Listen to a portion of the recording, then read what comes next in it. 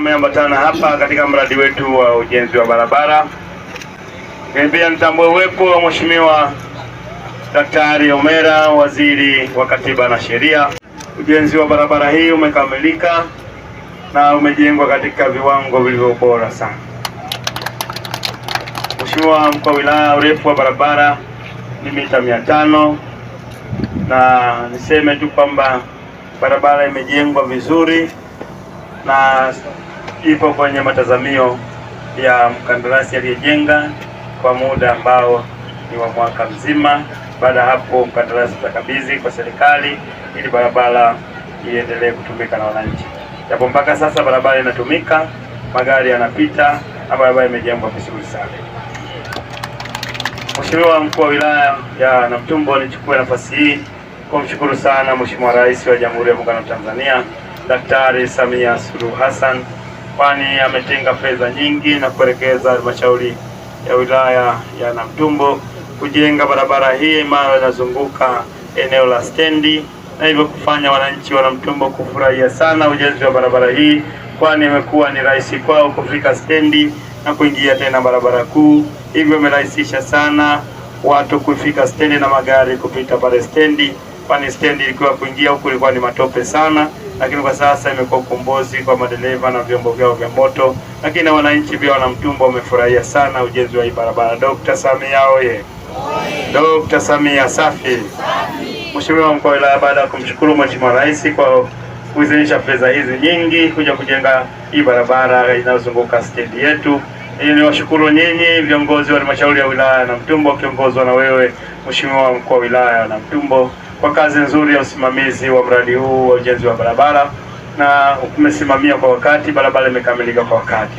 Lakini naomba ushauri kidogo kwako Mheshimiwa Mkuu wa Wilaya pamoja na viongozi wengine wa halmashauri ya wilaya ya Namtumbo kwamba barabara imekamilika.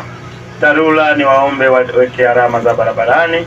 Baada ya kuweka alama za barabarani zitasaidia wananchi wapita eneo gani na magari yapita eneo gani. Baada ya kufanya hivyo, tutakuwa tumeweka usalama kwa watumiaji wa barabara.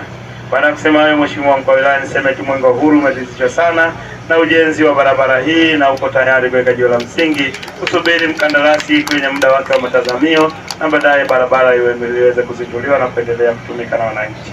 Baada ya kusema hayo, Mheshimiwa Mkuu wa Wilaya, kabla tujaweka jiwe la msingi, niwaombe sana wananchi wa Namtumbo kuendelea kulinda amani na utulivu wa nchi yetu na kuendeleza mshikamano wa kitaifa ambao waasisi wa taifa hili wametuachia. Ndugu zangu wana Namtumbo, amani ya taifa letu inapaswa kulindwa kwa namna yoyote, kwani palipo na amani ndipo penye maendeleo, palipo na amani ndipo penye furaha na wananchi tunaweza kufanya shughuli zetu za kimaendeleo. Naombe sana wazazi na walezi kuendelea kuwalea vijana wetu na watoto wetu katika maadili yaliyo mema, lakini pia kuwalea vijana wetu na watoto wetu kwa wazalendo kwa taifa letu. Mheshimiwa Mkuu wa Wilaya Namtumbo, baada ya kusema hayo, sasa tuko tayari kuweka jiwe la msingi. Mwenge wa Uhuru umeridhishwa na uko tayari kuweka jiwe la msingi na kuendelea na kitu. Jiwe la msingi, mradi wa barabara ya lami kituo kikuu cha mabasi Namtumbo mjini yenye urefu wa mita 500 imewekwa na kiongozi wa mbio za Mwenge wa Uhuru kitaifa mwaka 2026 ndugu wazo Michael Mang'onda, leo tarehe 13 mwezi wa 5 2026. Mwenge wa Uhuru